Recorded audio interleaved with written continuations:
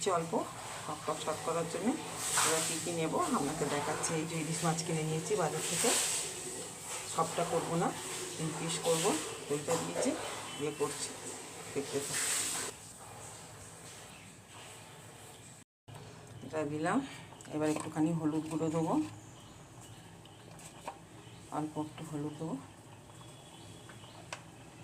একটু পোস্ত বাটা দেবো, পোস্ত গুঁড়ো দেবো, বাড়িতে পোস্ত করেছি, পোস্ত দিলাম। এবার দেবো লঙ্কা গুঁড়ো, এগুলো কারণ কাঁচা লঙ্কা দেবো, বেশি দিলাম না। এবারে দিচ্ছি আপনার সর্ষে গুঁড়ো, দিয়ে এটা একটু ভিজিয়ে রাখবো, হয়ে গেল। ব্যাস, এটা দিয়ে এটাকে আবার ফেটিয়ে জল দিয়ে একটু ভিজিয়ে রেখে দেবো। 2 মিনিটের রান্না, ইলিশ মাছ তো এমনিতেই টেস্ট হয়।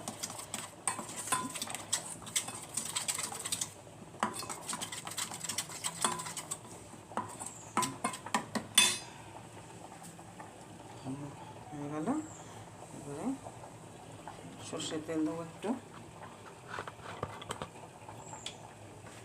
অল্প একটু সর্ষের তেল দেবো জাস্ট, দিয়ে কাঁচা লঙ্কাগুলো দিচ্ছি,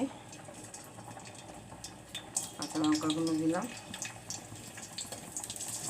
মধ্যখান থেকে কেটে দিয়েছি।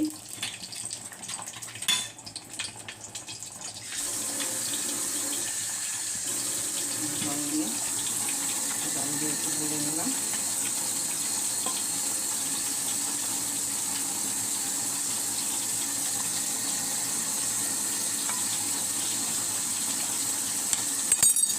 দিয়ে এটা দিয়ে দিলাম।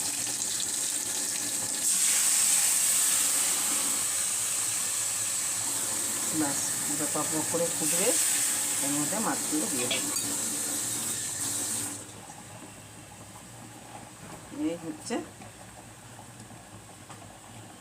এই হচ্ছে ইলিশ মাছ। 1 পিস দিলাম,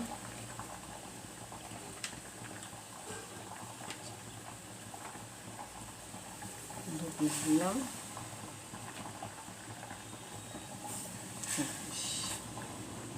খাবো কিছু লাগবে না।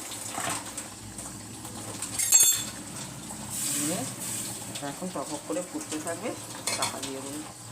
ব্যাস, এইটুকুনি খাটনি ইলিশ মাছের বলক। এবার একটুখানি কাঁচা তেল ছড়িয়ে দেবো উপরে, কাঁচা তেল ছড়িয়ে দিচ্ছি। ব্যাস, হয়ে গেল।